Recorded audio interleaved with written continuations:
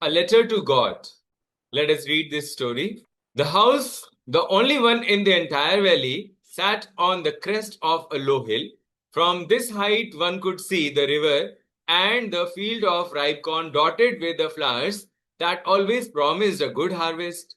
The house was only house in the entire valley, and that was situated on the top of a low hill. The hill was not that much high, and from where he could see the river as well as he could see his fields as well.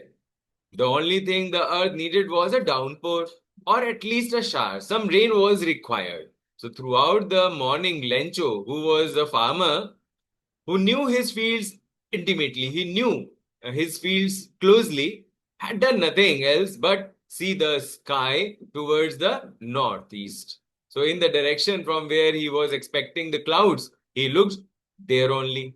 So, now we are really going to get some water woman. So, he addressed his wife that they were about to get the rain. The woman who was preparing supper replied, "Yes, God willing, if God wishes." The older boys were working in the field, while the smaller ones were playing near the house until the woman called to them, "Come for dinner." It was during the meal that, just as Lencho had predicted, big drops of rain began to fall. Then it started raining. In the northeast, huge mountains of clouds could be seen approaching. The large amount of clouds were there and they were approaching. The air was fresh and sweet.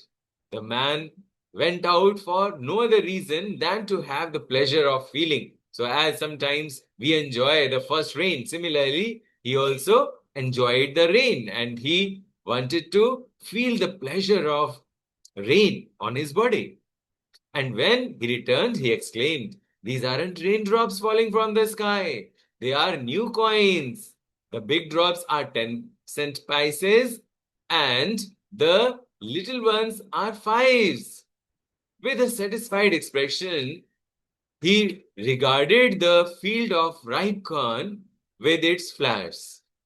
Draped means covered in curtain of rain, but suddenly a strong wind began to blow, and along with the rain, very large hailstones began to fall. Now, these truly did resemble new silver coins. The boys actually they did not know that what exactly happening. So they, exposing themselves, went outside, and they ran out to collect the frozen pearls.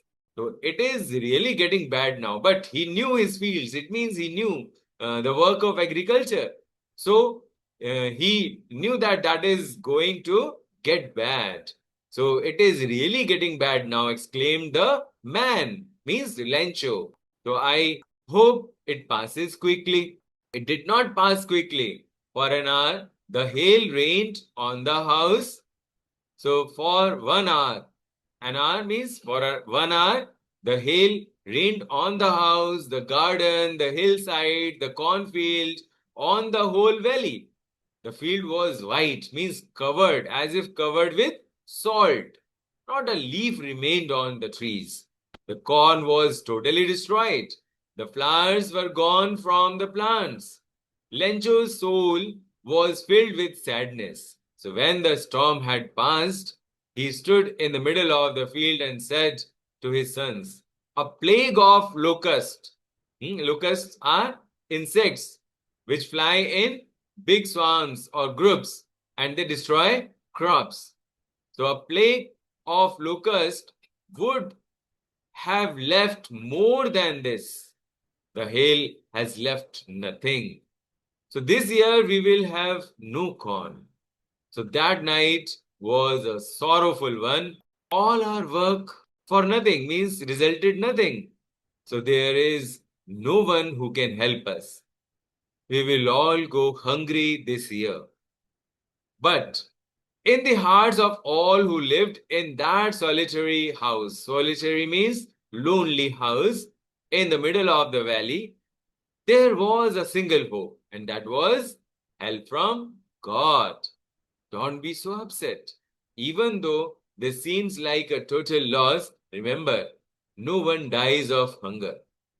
That is what they say. No one dies of hunger. So all through the night, Lencho thought only of his one hope, the help of God, whose eyes, as he had been instructed, see everything, even what is deep in one's conscience. So Lencho was an ox of a man, working like an animal in the fields. But still he knew how to write, means he was literate. The following Sunday at daybreak, means at the beginning of the day, as the sun rises, he began to write a letter which he himself would carry because there were no post boxes near him. So he would carry to town and place in the mail. So it was nothing less than a letter to God. God, he wrote, if you don't help me, my family and I will go hungry this year. I need 100 pesos in order to sow my field again and to live until the crop comes. Because the hailstorm, now he must have written each and everything. So he wrote to God on the envelope, like the address he put on the envelope to God, put the letter inside, and still troubled, went to town. So at the post office, he placed a stamp on the letter and dropped it into the mailbox. One of the employees, who was a postman and also helped at the post office, went to his boss, laughing heartily, and showed him the letter to God. So never in his career as a postman had he known that address. The postmaster, a fat, amiable means friendly and pleasant person. So a fellow also broke out laughing. He also laughed, but almost immediately he turned serious and tapping the letter on his desk commented, what faith!